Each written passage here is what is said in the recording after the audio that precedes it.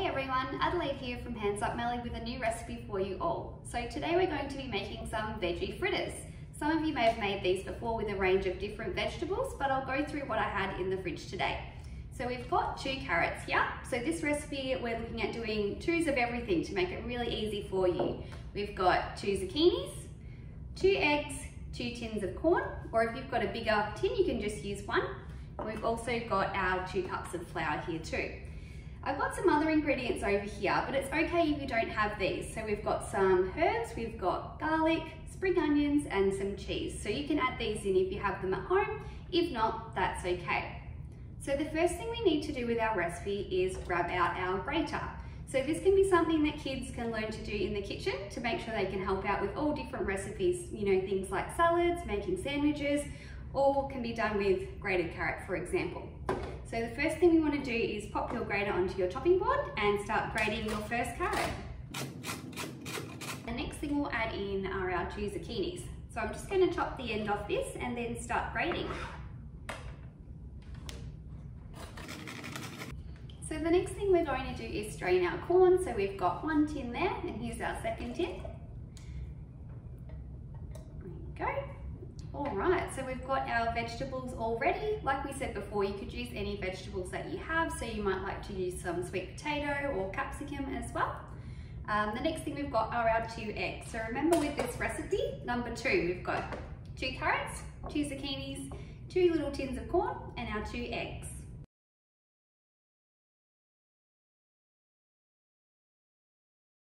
And our second egg there. Now some of you might have noticed that I've got a little bowl of scraps here.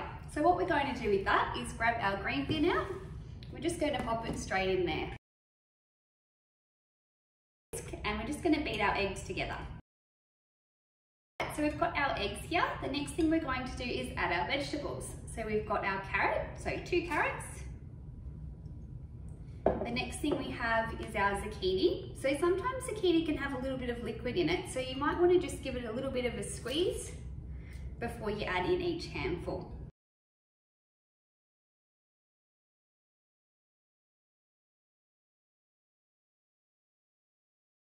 And finally, we're going to add in our corn that we've drained. So the next thing we can do is mix this all together. Here's our mixture of vegetables and egg that I've mixed up there. The next thing we need to add is our flour to hold our fritters together. So we've got some flour here. It takes around 2 cups of flour, but depending on how your batter's looking, you can add more or less. So just see what you think. So this is a step when the kids do like to help out and get their hands a bit dirty. So I'll just add in our flour and then jump in with my hands as well.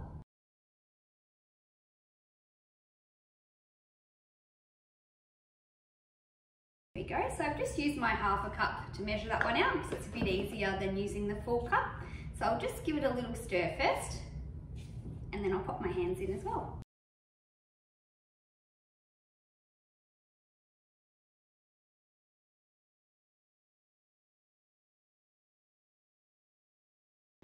So unfortunately, if you get the kids involved, you're going to get something like this mess happening.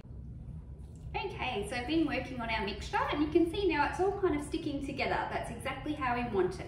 Now we're ready to cook our fritters and we've got some oil options here to choose from. So we've got our canola oil here, which is a bit cheaper than the olive oil.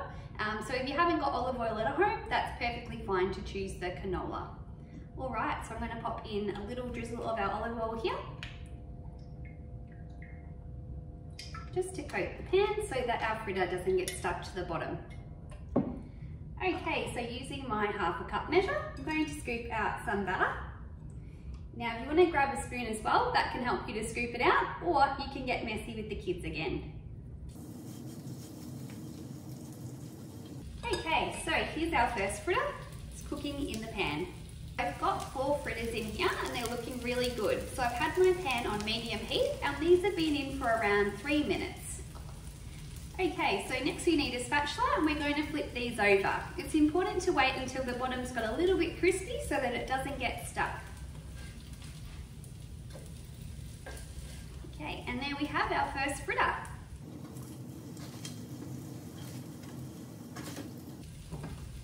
Okay, so you can keep cooking these for another 3 minutes. These are looking really good now, so I'm just going to take my spatula and pop them out onto a plate.